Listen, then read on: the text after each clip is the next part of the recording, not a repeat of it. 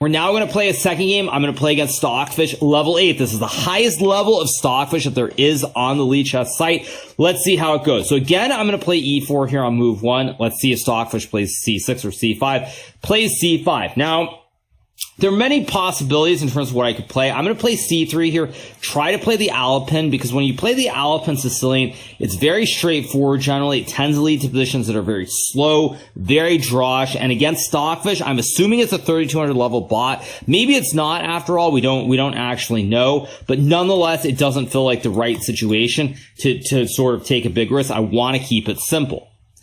Probably will get takes. I can just take back. Goes to e5 here. Now, e5 is definitely a little bit of a surprise. I guess I'll trade the pawns, go queen e2. Queen e2 actually very dangerous pre-move.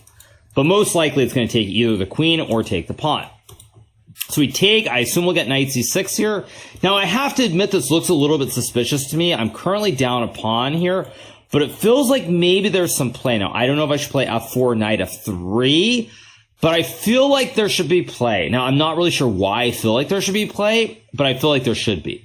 So that's probably a very bad rationale for just like making moves in chess. But nonetheless, I think it's kind of okay. So let's go knight f3. We're going to get either bishop f5 or bishop g4. I'm not sure which one will be played. I presume bishop g4 will be played because I am up a pawn here. But no, instead it goes bishop to f5. So I'm going to go bishop to e3, attacking the pawn on c5, dodging knight e7, knight g6 ideas, because then I simply take the pawn on c5. We get f6 being played by Stockfish here. Now, this looks like a pretty serious move. I can take the pawn and sort of go for the whole chalupa. And I think I will just take here and play knight d2. And I'm going to argue that the extra pawn will eventually play here. It castles. I'll go knight d2. Probably knight takes f6 will get played. I'm going to probably play h3 next move, simply stopping a move like knight to g4. No knight g4 is now. I'm up a pawn. If I can get this king to c1, maybe bring the rook into the game, I could be quite a bit better down the road. But I expect Stockfish to be ready for that. So it goes knight d5. Now, this is a very scary move too, because if I go bishop g5, I just realized it's going to play bishop e7, trade the bishops, and then jump with the knight to f4 square. So for that reason, I think what I want to do is I kind of want to find a way to simplify the position. I don't really know how I'm supposed to do that. Maybe I can go like king e2, maybe bishop c4, maybe bishop b5. But all in all, it feels pretty hard to play. So I think what I'm going to do is I'm going to go bishop c4 here. Now it's going to take, I'm going to take back.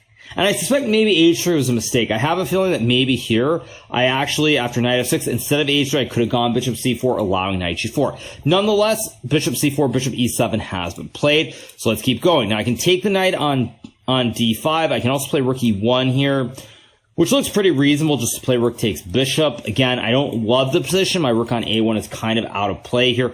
But as they say in the Russian school of chess, pawn is pawn. And right now I have one extra pawn. Rook f8. Very reasonable move. Now I could take the knight on d5. I could also play king c1. Now I have to make the distinction which bishop is better, the bishop on e3 or the bishop on c4. Now my perception is that the light square bishop is objectively more important. So I'm going to move my king to c1 here. Probably we're going to get knight takes bishop. I take, and then I have the idea of bishop to e6. But again, not so clear. So it goes bishop to g6. Now I could play bishop g5. I don't really like it. And if I don't play bishop g5, I don't have bishop takes d5. I have bishop b5 as a move, but I need to do something pretty fast here to try and simplify. Bishop g5 takes knight f4, looks scary. So what do I do here? What do I do indeed? Now I could take with b3, rook d3, king here takes bishop f6 and king c4. Maybe that's okay. I'm not sure. Bishop g5 doesn't look right. Knight b3 is maybe a move as well here to put pressure on the pawn on c5. Bishop to b5 also moves. So I'm going to go bishop to b5, trying to put pressure on the knight on c6, asking my silicon opponent what the plan is. So it takes on e3. So now I can take with the rook or the pawn. I'm assuming I should take with the rook. I honestly don't know. It feels slightly wrong, but I'm going to do it anyway. I'm kind of worried about bishop d6 maybe. It feels a little bit scary here, but after takes and g3, am I really in trouble? Probably there's some c4 idea. So my assumption is that g3 is the move, but then there's knight e7, which could be scary. So if I play g3, knight e7, what do I do exactly is the problem. And I don't really know what I'm supposed to do there. So if I don't know what I'm supposed to do there, then I could end up in a lot of trouble. So maybe rook e3 was in fact a mistake. Maybe I should have taken back with the pawn. Let's think about this. So after bishop d6, if I go bishop d3, there's bishop f4, takes and takes, which doesn't look wonderful. Probably it's enough to draw the game, but I'm definitely on the wrong side and in trouble no matter what. So if I don't do that, what are the other options is a big question. Now, I don't really see great options here for me to go for. If I play bishop d3, it's bishop f4. If I go g3, knight e7, suddenly the knight is jumping. It feels quite scary as well. Although maybe after g3, knight e7, bishop d3, I'm kind of okay, perhaps.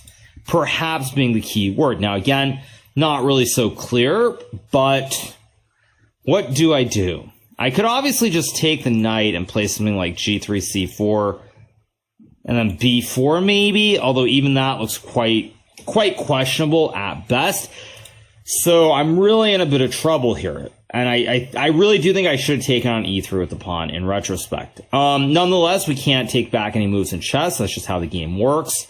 So because of that, as I think about this position here, I'm really not sure what I'm supposed to do. I really don't know. So I think I'm getting low on time here. So I'm going to go bishop d3 and simply trade off the bishops. It's going to go bishop f4. I'll take. Maybe I can play bishop h7, but probably I just trade this and go king c2. And it's not the dream. Let's be clear. This definitely is not the dream. It's not what I want here, but I should still only be marginally worse after pawn takes bishop and king c2. I can always play e4. It has the double pawns here. I have a knight and a pawn for a rook. Only feels like a very slight disadvantage. So after sacking the rook, I don't really think that this should be all that bad. That being said, of course, I remain significantly worse because the rooks are on open files. So we get rook e6. So I think here I'm going to play e4. Just build this point in the center for the pawn on e4. Rook e8, very logical move. Now I could play knight g5 and drop back here. I could also try to play something like a4, knight c4 potentially. I don't know if it makes a whole lot of sense, but I'm going to play it anyway. I'm getting a little bit low on time here, and you don't want to get too low and run into a lot of trouble. So king d7 is played. Now I can't go knight c4 as much as I'd love to, but I can play king d3 with the idea of going knight to c4 next move. So we get a6, very, very reasonable move here. I think what I'm going to play now is probably I'm going to go rook to a1 here, simply trying to prevent b5. If knight e5, I can just move the king to e3. The king is guarding the pawn here. And I feel pretty cozy in this position after king e3, although there might be a knight a5, knight c4. So I'm going to go king e3 here, just guard the pawn. Might go knight e7, goes king c7. Now I could try to run the king up on the king's side. I don't really see any reason to doing that. So I think I'm just going to go something like maybe knight g5 here. Maybe I go back. I don't really know what I'm playing for. So I'm going to go knight g5 here, attacking the rook. Probably rook e7. In fact, I think I'm just going to pre-move knight f3 back. Safe pre-move, keep the knights guarded. Nothing too crazy. Rook d7. Now I can play knight c4 if I want to. I don't really know if it's a great move, but I'm going to do it anyway. If b5, I just trade the pawns and go back to d2. If it plays anything else, I'm not too worried, so I take. It's going to take. Knight a5 is not really a move because of rook to a8 here, so let's go back to d2. It could go c4, can try to play b4, but c4 also allows knight to d4. So now I'm going to go knight to b3, attacking the pawn on c5. Although now there's king b6, which I actually completely overlooked. And now I think I'm in a little bit of trouble, potentially. So maybe I'm in more than a little trouble. So let's go, I guess, king to e2 here. If rook e8, I have knight d2. If c4, I still have knight d4. Not the end of the world. Rook d6, logical move. If I go knight d2, then there's probably c4. So I think the way that I want to play this is knight d2, c4, b3 maybe. Takes. I'll go for it. Feel like I'm slowly getting ground down in this endgame. Doesn't really feel all that wonderful. Now it plays knight to e5. Now this is, of course, a scary move. I could play rook to like b1 maybe just to guard the pawn. I could go rook d1 to force his hand and force knight d3 maybe.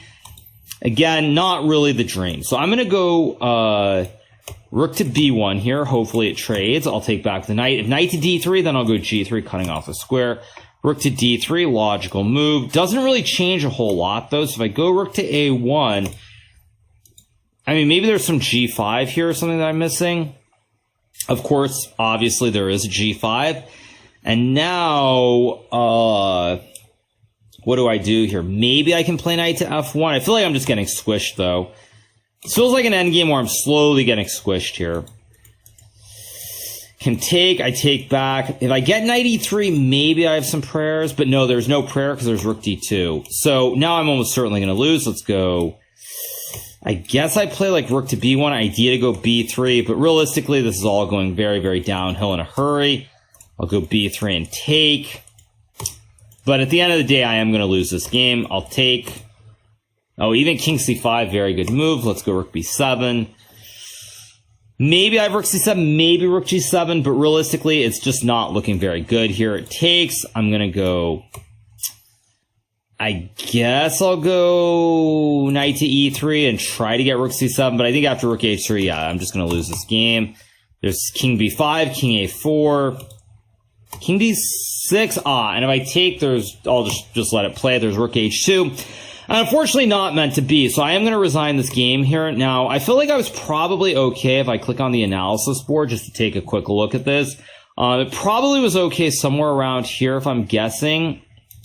Somewhere in this opening, it was actually okay until I played bishop b5. Probably here, bishop b3 with the idea of knight c4 or bishop c2 would have made a lot more sense. And if I had done this, I actually think that there would have been pretty good chance to draw. I don't think I would have won this game at the very least, but I probably would not have lost this game. But alas, that's why I play the game. You learn something new every single time. And next time I play the Alapin Sling, or I get a structure where I'm up a pawn on the center board, but queens come up, I'll remember to try this idea of exchanging these light square bishops if I end up with a king on this side of the board.